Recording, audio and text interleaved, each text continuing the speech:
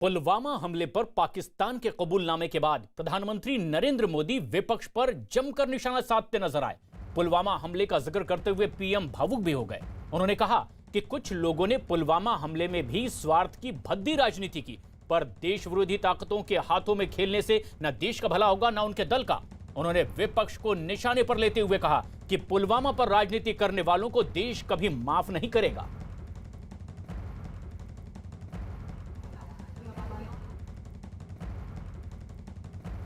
यहां जब मैं अर्धसैनिक बलों की परेड देख रहा था, आप सभी के अद्भुत कौशल्य को देख रहा था, तो मन में एक और तस्वीर भी थी।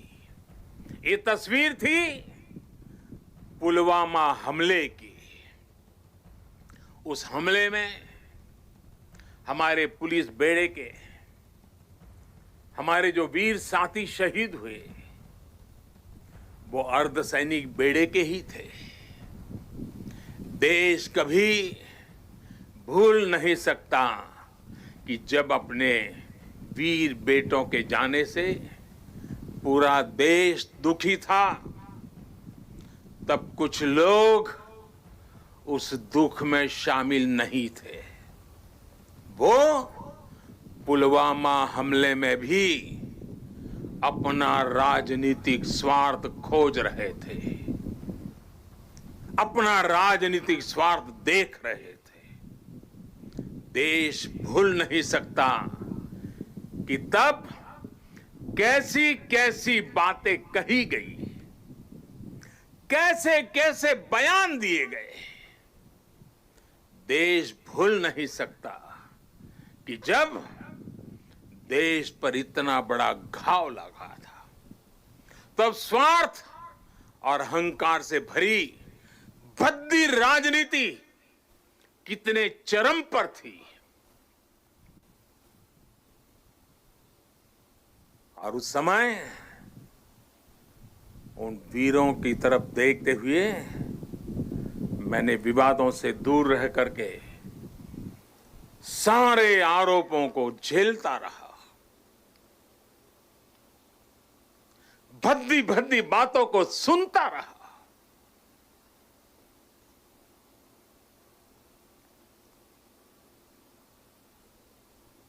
मेरे दिल पर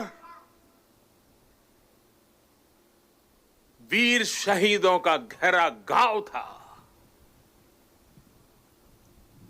लेकिन पिछले दिनों पड़ोसी देश से जो खबरें आई है, जिस प्रकार वहां की संसद में सत्य स्वीकारा गया है, उसने इन लोगों के असली चेहरों को देश के सामने ला दिया है। अपने निहित स्वार्थ के लिए, राजनीतिक स्वार्थ के लिए ये लोग किस हद तक जा सकते हैं। पुलवामा हमले के बाद की गई राजनीति इसका बहुत बड़ा उदाहरण है।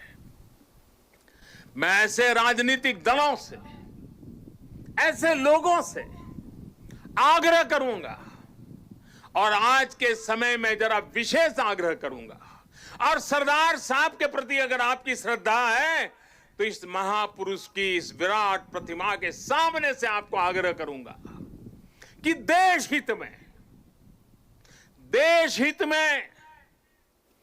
देश की सुरक्षा के हित में, हमारे सुरक्षा बलों के मनोबल के लिए कृपा करके ऐसी राजनीति न करें, ऐसी चीजों से बचें।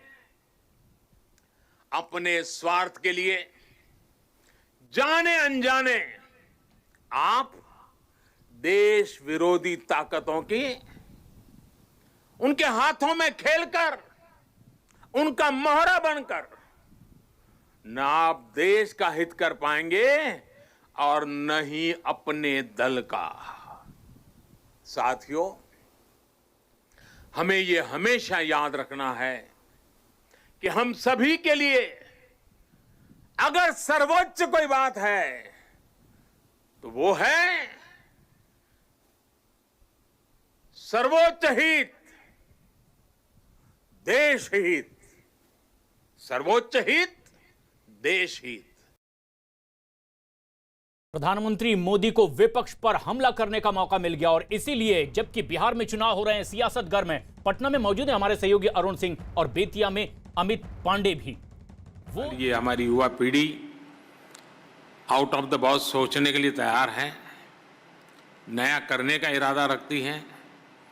तो मुझे आपकी इन बातों में से एक नई आशा का संचार हुआ है और इसलिए मैं आपको बधाई देता हूं। पिछली बार आज के ही दिन केवड़िया में आपसे पहले वाले ऑफिसर्स ट्रेनिंग के साथ मेरी बड़ी विस्तार से बातचीत हुई थी और तय यही हुआ था कि प्रति वर्ष इस विशेष आयोजन आरंभ के लिए यहीं सरदार पटेल का जो स्टैच्यू है, मां नर्मदा का तट है, वहीं पर हम मिलेंगे और साथ रह करके हम सब चिंतन मनन करेंगे और प्रारंभिक अवस्था में ही हम अपने विचारों को एक शेप देने का प्रयास करेंगे। लेकिन कोरोना की वजह से इस बार ये संभव नहीं हो पाया है। इस बार आप सब मसूरी में हैं, वर्चुअल तरीके से जुड़े हुए हैं। इस व्यवस्था से जुड़े सभी लोगों से मेरा आग्रह है कि जैसे ही कोरोना का प्रभाव और कम हो, मैं सभी अधिकारियों से भी कह करके रखता हूं कि आप जरूर सभी एक साथ एक छोटा सा कैंप यहीं सरदार पटेल की इस भव्य प्रतिमा के सानिध्य में लगाइए, कुछ समय यहां बिताइए और भारत के इस अनोखे शहर को, यानी एक टूरिस्ट डेस्टिनेशन कैसे डेवलप हो रहा है, उसको भी आप जरूर अनुभव करें। साथियों, एक साल पहले जो स्थितियां थी, आज जो स्थितियां हैं, उसमें बहुत बड़ा फर्क है। मुझे विश्वास है कि संकट के इस समय में देश ने जिस तरह काम किया, देश की व्यवस्थाओं ने जिस तरह काम किया, उससे आपने भी बहुत कुछ सीखा होगा। अगर आपने सिर्फ देखा नहीं होगा, ऑब्जर्व किया होगा, तो आपको भी बहुत कुछ आत्मसात करने जैसा लगा होगा। कोरोना से लड़ाई के लिए अनेकों ऐसी चीजें जिनके लिए देश दूसरों पर निर्भर था, आज भारत उनमें से कई को निर्यात करने की स्थिति में आ गया है। संकल्प से सिद्धि का यह बहुत ही शानदार उदाहरण है।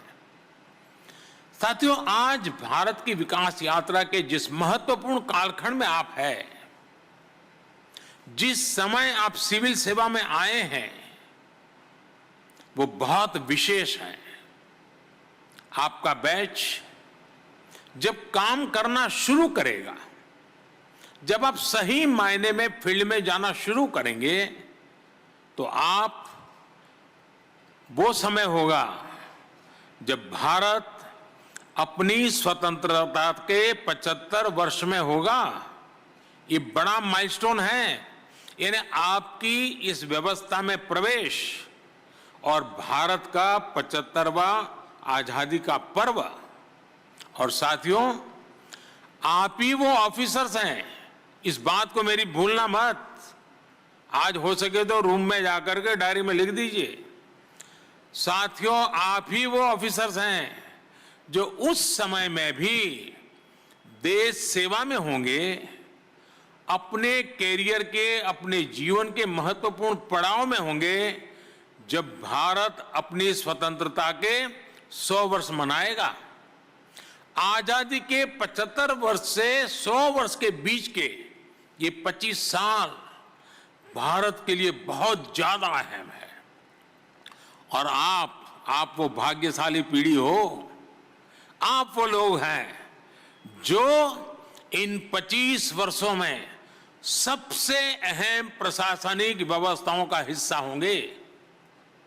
अगले 25 वर्षों में देश की रक्षा, सुरक्षा, गरीबों का कल्याण, किसानों का कल्याण, महिलाओं, नौजवानों का हित, वैश्विक स्तर पर भारत का एक उचित स्थान, बहुत बड़ा दायित्व आप लोगों पर है। हम में से अनेकों लोग तब आपके बीच नहीं होंगे, लेकिन आप रहेंगे, आपके संकल्प रहेंगे, आपके संकल्पों की सिद्धि रहेगी। और इसलिए आज के इस पावन दिन आपको अपने से बहुत सारे वायदे करने हैं, मुझे नहीं, खुद से। वो वायदे जिनके साक्षी सिर्फ और सिर्फ आप होंगे, आपकी आत्मा होगी। मेरा आपसे आग्रह है कि आज की रात सोने से पहले खुद को आधा घंटा जरूर दीजिएगा। मन में जो चल रहा है, जो अपने कर्तव्य, अपने दायित्व, अपने प्रण के बारे में आप सोच रहे हैं, वो लिख करके रख लीजिएगा। साथियों, जिस कागज पर आप अपने संकल्प लिखेंगे, जिस कागज पर आप अपने सपनों को शब्द दे देंगे, कागज का वो टुकड़ा सिर्फ कागज का नहीं होगा, आपके दिल का एक टुकड़ा होगा।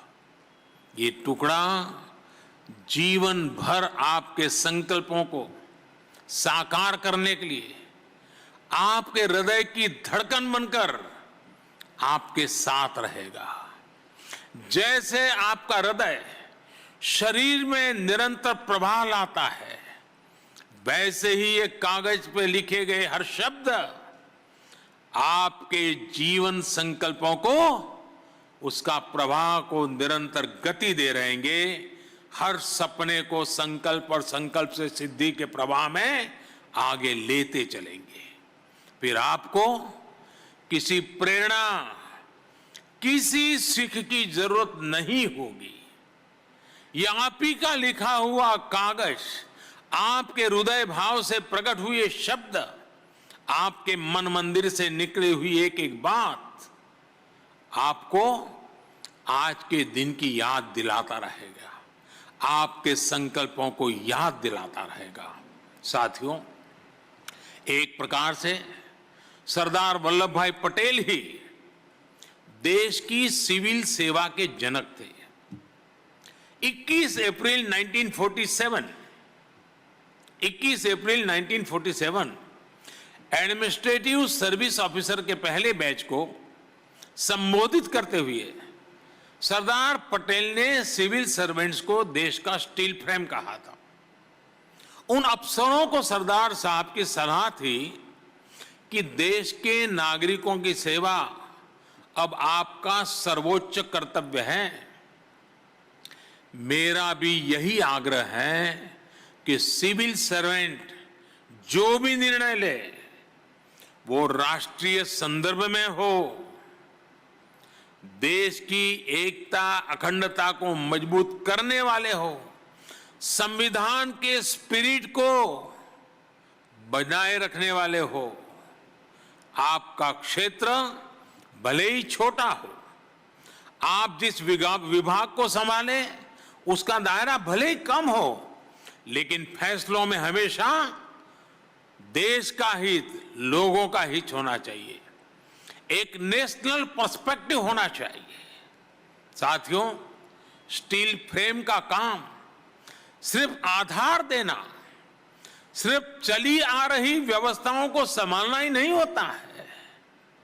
स्टील फ्रेम का काम देश को यह एहसास दिलाना भी होता है कि बड़े से बड़ा संकट हो या फिर बड़े से बड़े बदलाव, आप एक ताकत बनकर देश को आगे बढ़ाने में अपना दायित्व निभाएंगे। आप एक फैसिलिटेटर की तरह सफलतापूर्वक अपने दायित्वों को पूरा करेंगे। फील्ड में जाने के बाद, तरह तरह के लोगों से गिरने के बाद आपको अपनी इस भूमिका को निरंतर स्मरण रखना है। भूलने की गलती कभी मत करना। आपको ये भी याद रखना है कि फ्रेम कोई भी हो, गाड़ी का, चश्मे का या किसी तस्वीर का, जब वो एकजुट रहता है तभी सार्थक हो पाता है। आप जिस स्टील फ्रेम का प्रतिनिधित्व कर रहे हैं उसका भी ज्यादा प्रभाव तभी होगा जब आप टीम में रहेंगे, टीम की तरह काम करेंगे। आगे जाकर आपको पूरे पूरे जिले संभालने हैं, अलग अलग विभागों का नेतृत्व करना है। भविष्य में आप ऐसे फैसले भी लेंगे जिनका प्रभाव पूरे राज्य पर होगा, पूरे देश में होगा।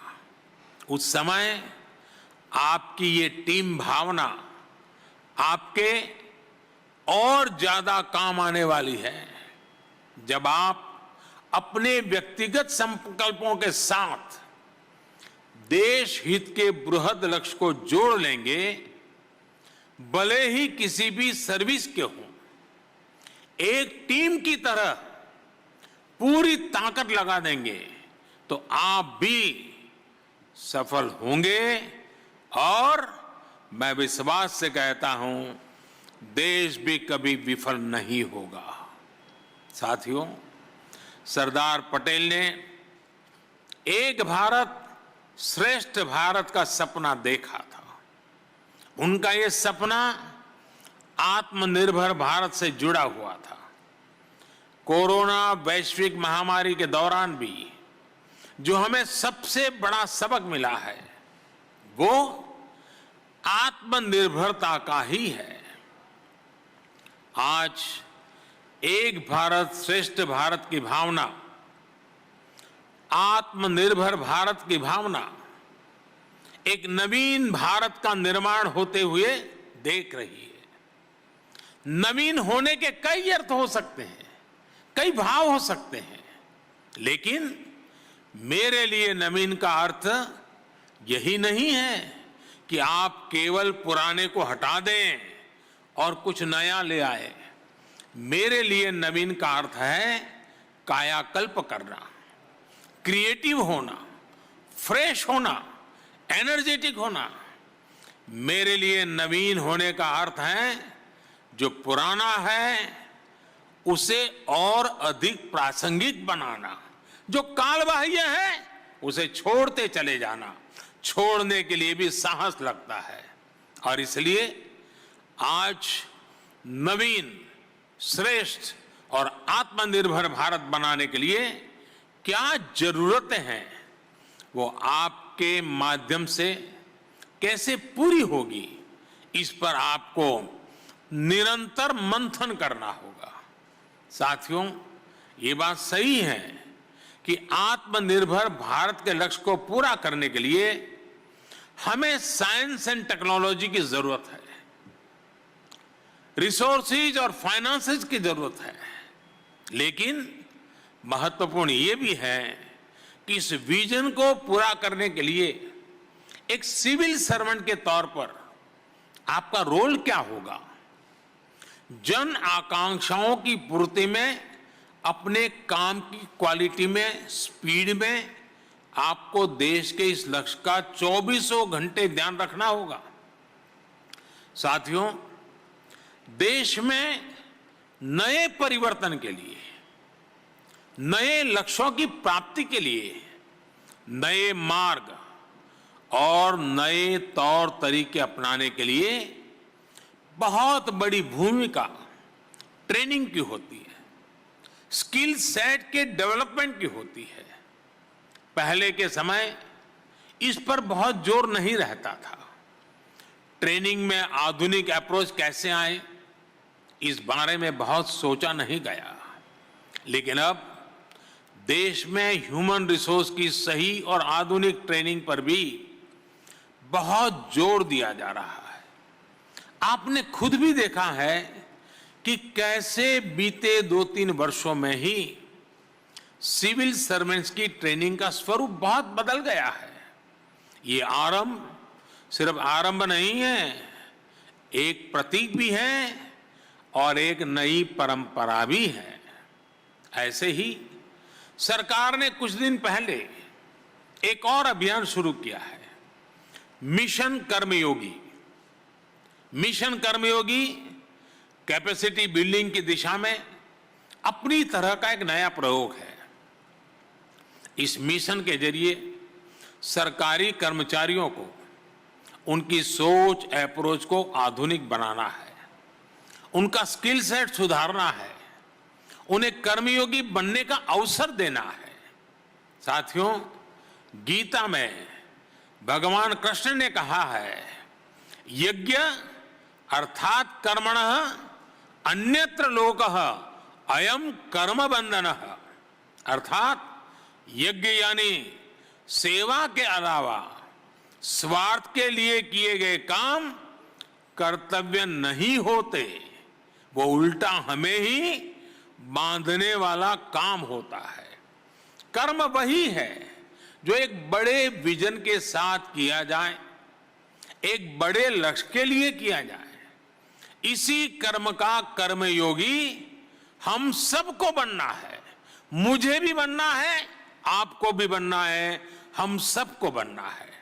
साथियों, आप सभी जिस बड़े और लंबे सफर पर निकल रहे हैं, उसमें रूल्स का बहुत योगदान है, लेकिन इसके साथ ही आपको रोल पर भी बहुत ज्यादा फोकस करना है। रूल एंड रोल, लगातार संघर्ष चलेगा, लगातार तनाव आएगा। रूल्स का अपना महत्व है, रोल की अपनी महत्वपूर्ण जिम्मेवारी है।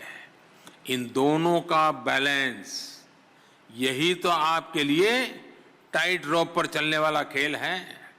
बीते कुछ समय से सरकार ने भी रोल बेस्ड अप्रोच पर काफी जोर दिया है। इसके नतीजे भी दिखाई दे रहे हैं। पहला, सिविल सर्विसेज में कैपेसिटी और कॉम्पिटेंसी, उसके क्रिएशन के लिए नया आर्किटेक्चर खड़ा हुआ है। दूसरा, सीखने के तौर तरीके डेमोक्रेटाइज हुए हैं। और तीसरा, हर ऑफिसर के लिए उसकी क्षमता और अपेक्षा के हिसाब से उसका दायित्व भी तय हो रहा है। इस अप्रोच के साथ काम करने के पीछे सोच ये है कि जब आप हर रोल में अपनी भूमिका अच्छे से निभाएंगे तो आप अपनी ओवरऑल लाइफ में भी सकारात्मक रहेंगे। यही सकारात्मकता आपकी सफलता के रास्ते खोलेगी, आपको एक कर्मयोगी के रूप में जीवन के संतोष का बहुत बड़ा कारण बनेगी। साथियों, कहा जाता है कि लाइफ एक डायनेमिक सिचुएशन है। गवर्नेंस तो भी तो एक डायनेमिक फिनोमेनन है। इसलिए हम रिस्पॉन्सिव गवर्नमेंट की बात करते हैं। एक सिविल सर्वेंट के लिए सबसे पहले जरूरी है कि आप देश के सामान्य मानवी से निरंतर जुड़े रहें। जब आप लोग से जुड़ेंगे तो लोकतंत्र में काम करना और आसान हो जाएगा। आप लोग फाउंडेशन ट्रेनिंग और प्रोफेशनल ट्रेनिंग पूरी होने के बाद फील्ड ट्रेनिंग के लिए जाएंगे। मेरी फिर आपको सलाह होगी, आप फील्ड में लोगों से जुड़िए, कट ऑफ मत रहिए, दिमाग में कभी बाबू मत आने दीजिए। आप जिस धरती से निकले हो, जिस परिवार समाज से निकले हो, उसको कभी भूलिए मत। समाज से जुड़ते चलिए, जुड़ते चलिए, जुड़ते चलिए। एक प्रकार से समाज जीवन में विलीन हो जाइए। समाज आपकी शक्ति का सहारा बन जाएगा। आपके 2 हाथ सहस्त्र बाहु बन जाएंगे। ये सहस्त्र बाहु जनशक्ति होती है। उन्हें समझने की, उनसे सीखने की कोशिश अवश्य करिएगा। मैं अक्सर कहता हूं, सरकार शीर्ष से नहीं चलती है। नीतियां जिस जनता के लिए हैं, उनका समावेश बहुत जरूरी है। जनता केवल सरकार की नीतियों की, प्रोग्राम्स की रिसीवर नहीं है। जनता जनार्दन ही असली ड्राइविंग फोर्स है। इसलिए हमें गवर्नमेंट से गवर्नेंस की तरफ बढ़ने की जरूरत है। साथियों, इस एकेडमी से निकलकर जब आप आगे बढ़ेंगे तो आपके सामने 2 रास्ते होंगे। एक रास्ता आसानी का, सुविधाओं का, नेम एंड फेम का रास्ता होगा। एक रास्ता होगा जहां चुनौतियां होगी, कठिनाइयां होगी, संघर्ष होगा, समस्याएं होगी। लेकिन मैं अपने अनुभव से मैं आज आपसे एक बात कहना चाहता हूं। आपको असली कठिनाई तभी होगी जब आप आसान रास्ते पकड़ेंगे। आपने देखा होगा, जो सड़क सीधी होती है, कोई मोड़ नहीं होते हैं, वहां सबसे ज्यादा अकस्मात होते हैं। लेकिन जो टेढ़ी मेढ़ी मोड़ वाली सड़क होती है, वहां ड्राइवर बड़ा कॉन्शियस होता है, वहां अकस्मात कम होते हैं। और इसलिए सीधा सरल रास्ता कभी न कभी बहुत बड़ा कठिन बन जाता है। राष्ट्र निर्माण के, आत्मनिर्भर भारत के जिस बड़े लक्ष्य की ओर आप कदम बढ़ा रहे हैं, उसमें आसान रास्ते मिले ये जरूरी नहीं है। अरे, मन में उसकी कामना भी नहीं करनी चाहिए। इसलिए जब आप हर चुनौती का समाधान करते हुए आगे बढ़ेंगे, लोगों की ईज ऑफ लिविंग को बढ़ाने के लिए निरंतर काम करेंगे, तो इसका लाभ सिर्फ आपको ही नहीं, पूरे देश को मिलेगा। और आप ही के नजरों के सामने आजादी के 75 साल से आजादी के 100 साल की यात्रा फलते फूलते हिंदुस्तान को देखने का कालखंड होगा। आज देश जिस मोड़ में काम कर रहा है, उसमें आप सभी ब्यूरोक्रेट्स की भूमिका मिनिमम गवर्नमेंट, मैक्सिमम गवर्नेंस की ही है। आपको यह सुनिश्चित करना है कि नागरिकों के जीवन में आपका दखल कैसे कम हो, सामान्य मानवीय का सशक्तिकरण कैसे हो। हमारे यहां उपनिषद में कहा गया है, न तत् द्वितीयम अस्ति, न तत् द्वितीयम अस्ति, अर्थात कोई दूसरा नहीं है, कोई मुझसे अलग नहीं है।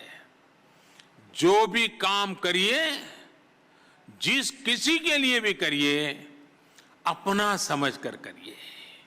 और मैं अपने अनुभव से ही कहूंगा कि जब आप अपने विभाग को, सामान्य जनों को अपना परिवार समझकर काम करेंगे, तो आपको कभी थकान नहीं होगी। हमेशा आप नई ऊर्जा से भरे रहेंगे।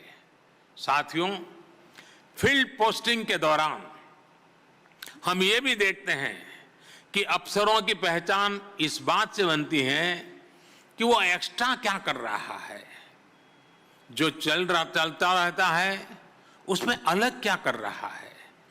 आप भी फील्ड में फाइलों से बाहर निकल करके, रूटीन से अलग हटकर अपने क्षेत्र के विकास के लिए, लोगों के लिए जो भी करेंगे, उसका प्रभाव अलग होगा, उसका परिणाम अलग होगा।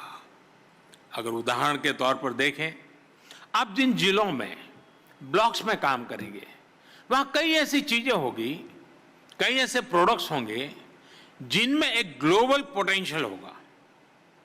लेकिन उन प्रोडक्ट्स को, उन आर्ट्स को, उनके आर्टिस्ट को ग्लोबल होने के लिए लोकल सपोर्ट की जरूरत है। ये सपोर्ट आपको ही करना होगा, ये विजन आपको ही देना होगा। इसी तरह आप किसी एक लोकल इनोवेटर की तलाश करके उसके काम में एक साथी की तरह उसकी मदद कर सकते हैं। हो सकता है आपके सहयोग थे वो इनोवेशन समाज के लिए बहुत बड़े योगदान के रूप में सामने आ जाए। वैसे मैं जानता हूं कि आप सोच रहे होंगे कि सब कर तो लेंगे, लेकिन बीच में ट्रांसफर हो गया तो क्या होगा। मैंने जो टीम भावना की बात शुरू में की थी ना, वो इसीलिए ही थी।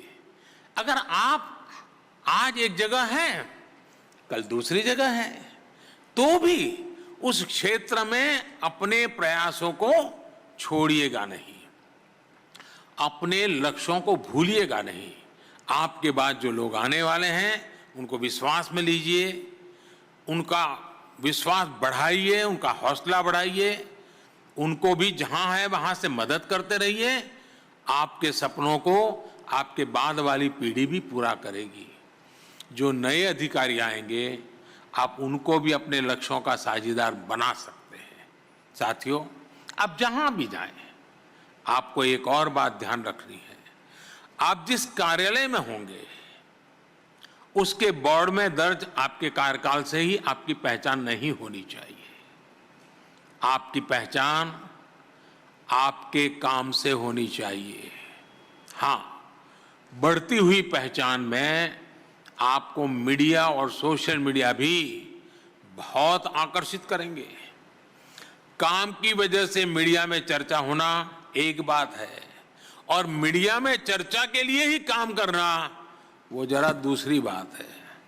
आपको दोनों का फर्क समझ करके आगे बढ़ना है। आपको याद रखना होगा कि सिविल सर्वेंट्स की एक पहचान अनाम रह करके काम करने की रही है। आप पिछले आजादी के बाद के अपने कालखंड के देखिए, जो ओजस्वी तेजस्वी चेहरे कभी कभी हम सुनते हैं, अपने पूरे कार्यकाल में अनामी रहे हैं, कोई नाम नहीं जानता था। रिटायर होने के बाद किसी ने कुछ लिखा तब पता चला, अच्छा ये बाबू इतना बड़ा देश को दे करके गए हैं। आपके लिए भी वही आदर्श है। आपसे पहले के 4-5 दशकों में जो आपके सीनियर्स रहे, उन्होंने इसका बहुत अनुशासन के साथ पालन किया है। आपको भी ये बात ध्यान रखनी है। साथियों, मैं जब मेरे नौजवान राजनीतिक साथी जो हमारे विधायक हैं, हमारे सांसद हैं, उनसे मिलता हूं तो मैं बातों बातों में जरूर कहता हूं, और मैं कहता हूं कि दिखास और छपास ये दो रोग से दूर रहिएगा। मैं आपको भी यही कहूंगा कि दिखास और छपास, टीवी पे दिखना और अखबार में छपना, दिखास और छपास, ये दिखास और छपास का रोग जिसे लगा, फिर आप वो लक्ष्य नहीं प्राप्त कर पाएंगे जो लेकर आप सिविल सेवा में आए हैं। साथियों, मुझे भरोसा है आप सब अपनी सेवा से, अपने समर्पण से देश की विकास यात्रा में देश को आत्मनिर्भर बनाने में बहुत बड़ा योगदान देंगे। मेरी बात समाप्त करने से पहले मैं आप लोगों को एक काम देना चाहता हूं। आप करेंगे? सब हाथ ऊपर करें तो मैं मानूंगा कि आप करेंगे। सबके हाथ ऊपर होंगे क्या? करेंगे? अच्छा, सुन लीजिए। आपको भी वोकल फॉर लोकल अच्छा लगता होगा सुनना, लगता है ना? पक्का लगता होगा। आप एक काम करेंगे, आने वाले 2-4 दिन में आप अपने पास जो चीजें हैं जो रोजमर्रा के उपयोग में है, उसमें कितनी चीजें वो हैं जो भारतीय बनावट की हैं, जिसमें भारत के नागरिक के पसीने की महक है, जिसमें भारत के नौजवान की टैलेंट दिखती है, उस सामान का जरा एक सूची बनाइए। और दूसरी, वो सूची बनाइए कि आपके जूतों से लेकर के सर के बाल तक क्या क्या क्या क्या विदेशी चीजें आपके कमरे में हैं, आपके बैग में हैं, क्या क्या आप उपयोग करते हैं, जरा देखिए और मन में तय कीजिए कि ये जो बिल्कुल अनिवार्य है, जो भारत में आज उपलब्ध नहीं है, संभव नहीं है, जिसको रखना पड़े मैं मान सकता हूँ, लेकिन ये 50 में से 30 चीजें ऐसी हैं वो तो मेरे लोकल अवेलेबल है। हो सकता है कि मैं उसके प्रचार के प्रभाव में नहीं आया हूं, मैं उसमें से कितना कम कर सकता हूं। देखिए, आत्मनिर्भर की शुरुआत आत्म से होनी चाहिए। आप वोकल फॉर लोकल क्या शुरुआत कर सकते हैं। दूसरा, जिस संस्था का नाम लाल बहादुर शास्त्री से जुड़ा हुआ है, उस पूरे कैंपस में भी, आपके कमरों में, आपके ऑडिटोरियम के, आपके क्लासरूम में, हर जगह पे कितनी चीजें विदेशी हैं, जरूर सूची बनाइए। और आप सोचिए कि हम जो देश को आगे बढ़ाने के लिए आए हैं, जहां से देश को आगे बढ़ाने वाली एक पूरी पीढ़ी तैयार होती है, जहां बीज धारण किया जाता है, क्या उस जगह पर भी वोकल फॉर लोकल ये हमारी जीवनचर्या का हिस्सा है कि नहीं है। आप देखिए, आपको मजा आएगा। मैं ये नहीं कहता हूं आपके साथी को भी आप ये रहस्य खोलिए, खुद के लिए है। आपको देखिए, आपने बिना कारण ऐसी ऐसी चीजें आपके पास पड़ी होगी जो हिंदुस्तान के होने के बाद भी आपने बाहर की ले ली है, आपको पता भी नहीं है बाहर की है।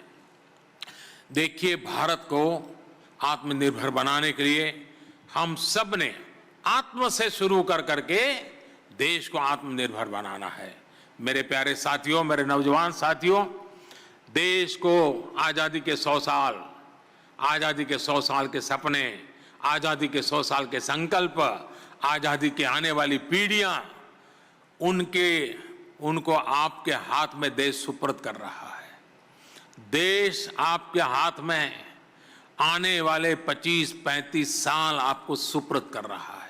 इतनी बड़ी भेंट आपको मिल रही है, आप उसको बड़ी जीवन का एक अहोभाग्य मान करके अपने हाथ में लीजिए, अपने कर कमलों में लीजिए, कर्मयोगी का भाव जगाइए, कर्मयोग के रास्ते पर चलने के लिए आप आगे बढ़िए। इसी शुभकामनाओं के साथ आप सभी को एक बार बहुत बहुत बधाई देता हूं। मैं आपका बहुत बहुत धन्यवाद करता हूं और मैं आपको विश्वास दिलाता हूं, मैं प्रति पल आपके साथ हूं, मैं पल पल आपके साथ हूं। जब भी जरूरत पड़े आप मेरा दरवाजा खटखटा सकते हैं। जब तक मैं हूं, जहां भी हूं, मैं आपका दोस्त हूं, आपका साथी हूं। हम सब मिलकर के आजादी के 100 साल के सपने साकार करने का अभी से काम प्रारंभ करें। आइए हम सब आगे बढ़ते हैं। बहुत बहुत धन्यवाद। न्यूज 18 इंडिया एनबीए का सदस्य है और निष्पक्ष और जिम्मेदार पत्रकारिता के लिए बनाए गए नेशनल ब्रॉडकास्टिंग स्टैंडर्ड्स अथॉरिटी के नैतिक मानकों से संचालित होता है।